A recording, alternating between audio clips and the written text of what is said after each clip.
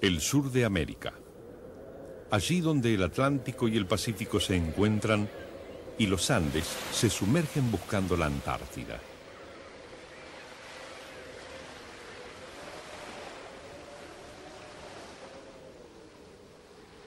Escenario que es testigo de un episodio de siglos, el colonialismo. A 500 kilómetros de la costa argentina, dos islas dominan el acceso a la Antártida y al estrecho de Magallanes, las Malvinas. En 1908, en un documento llamado Carta Patente, el rey de Inglaterra incluyó entre sus dominios las Islas Malvinas, Sandwich y Georgias, el extremo sur de la Patagonia argentina y los territorios chilenos continentales e insulares correspondientes.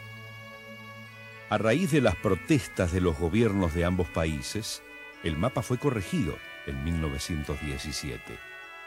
Pero 3 años más tarde, la corona inició la compra de tierras en la misma zona que se había adjudicado.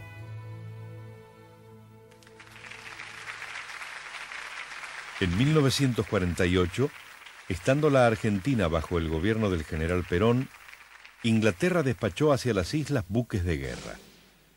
Esa presencia bélica tan próxima a las costas inflamó por igual los ánimos de argentinos y chilenos, y en forma conjunta los presidentes de ambos países movilizaron efectivos navales y militares. La intervención diplomática de Estados Unidos descomprimió la situación.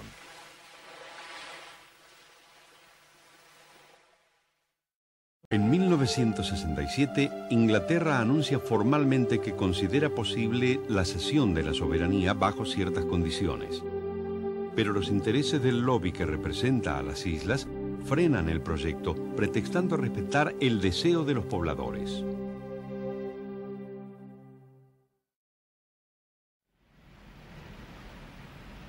A comienzos de 1975, un informe secreto de la Universidad de Birmingham al Foreign Office se hace público por obra de la prensa.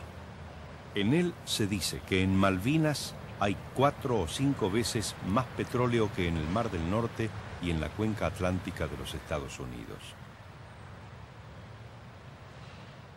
El Sunday Telegraph presagia una guerra entre Argentina y Gran Bretaña. Hay 2 estudios fundamentales que se han hecho. Uno es el de Bernardo Grosling, que sostiene que la Argentina tiene en la plataforma continental argentina 200.000 millones de barriles. Es una cifra tan extraordinaria que si uno lo multiplica por $22 el barril, resultaría una estimación de 4 billones de dólares. Cifra prácticamente que entra dentro del campo de la fantasía. Estos estudios se han realizado también por la Universidad de Columbia, que localiza 4 grandes zonas de interés petrolífero. Una es la cuenca del Golfo de San Jorge, otra es la cuenca de las Malvinas, que gira desde Tierra del Fuego en adelante, la otra es la del Banco Burwood, que es un islote sumergido de 70 metros de profundidad, pero de unos más de 10.000 kilómetros cuadrados, que también tiene interés petrolífero. A principios de 1976, el barco oceanográfico Shackleton de la Armada Británica inicia una nueva expedición destinada a investigar los recursos naturales de la cuenca de las Malvinas. El petróleo es uno de sus objetivos principales. La Cancillería argentina entrega al embajador británico una nota en la que recalca que, de no retomarse las negociaciones, se marchará hacia una colisión. Consecuente con esta declaración, Argentina retira su embajador ante el Reino Unido. Mientras navega por la zona de Malvinas y al desconocer la orden de detención, el Shackleton es intimidado con cañonazos de advertencia. El episodio desnuda la naturaleza profunda del conflicto. Un país resguardando su patrimonio frente a otro que consolida su despojo. Pero el incidente por decisión argentina no pasa a mayores. Pronto queda opacado por otro suceso que conmueve profundamente a la opinión pública del país. El 24 de marzo de 1976, las Fuerzas Armadas argentinas derriban al gobierno constitucional mediante un golpe de Estado. Davidov y su grupo de obreros no fueron una maniobra de la Armada Argentina para generar una excusa para ir a la guerra, como es la hipótesis británica y generalmente difundida incluso en la República Argentina. Davidov informa a la Embajada Británica en Buenos Aires que está por ir a este tercer viaje, informa oficialmente a la Embajada, da la nómina de obreros que van a ir, indica el buque de transportes navales que lo va a llevar, la fecha de zarpada y la fecha de llegada. En ese momento del tiempo, reunidos en Malvinas, están tres personas importantísimas. Está el capitán de la Endurance, el capitán Barker, está el gobernador de las islas, Rex Hunt, y está también un lord británico, Lord Buxton, que es un fiel admirador del sistema de vida de las islas, que además tiene acceso a medios de comunicación masivas en Inglaterra por su posición dentro de los sistemas de comunicación en Londres, y que es miembro del Grupo de Presión de las Islas Malvinas, que es el lobby oficial de las islas frente a la Cámara de los Comunes. Ellos tres se juntan y hacen un informe casi en forma simultánea con el desembarco de los argentinos en Georgias, indicando que se trataba de un tanteo de la Argentina para organizar una invasión a las Islas Malvinas. Y exageran los patrones de conducta de los argentinos en las islas. Indican que se bajaron con armas, que hubo disparos, que hubo uniformes, que es claramente una invasión militar de Georgia. Gran Bretaña, a su vez, ha hecho averiguaciones por otra parte, no dependiendo de Stanley, sino de la gente del grupo antártico británico que estaba en Grytviken y que comienza a informar que se había exagerado lo que había salido de Stanley. Por lo tanto, tenemos que suponer que lo que había salido de Stanley había sido no solamente premeditado, sino exagerado a propósito para la búsqueda de un objetivo concreto. Londres promete a los oficiales argentinos de que va a comenzar a deflacionar, a quitarle peso a esa información, aceptan la información argentina, se excusan de haber protestado de una manera tan fuerte e indican que lo más importante ahora es ver cómo se puede negociar una salida con honor para ambas partes. Curiosamente, esa misma noche, en el periódico vespertino en Londres, sale la noticia con una fórmula de palabras donde se habla de una invasión argentina a Malvinas.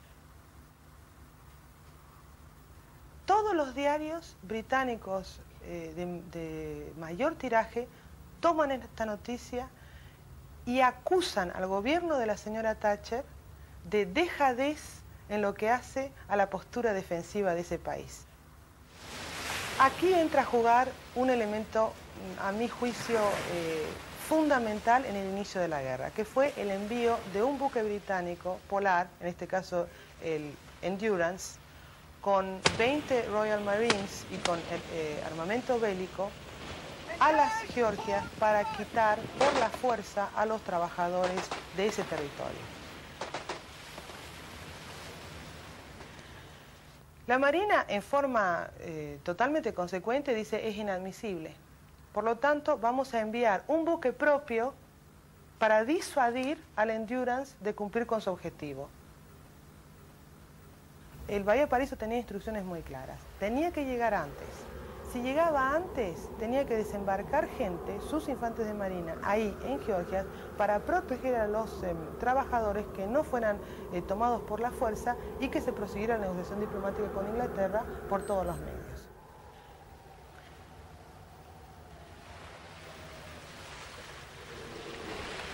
Si llegaba tarde, no tenía mandato de intervenir al Endurance.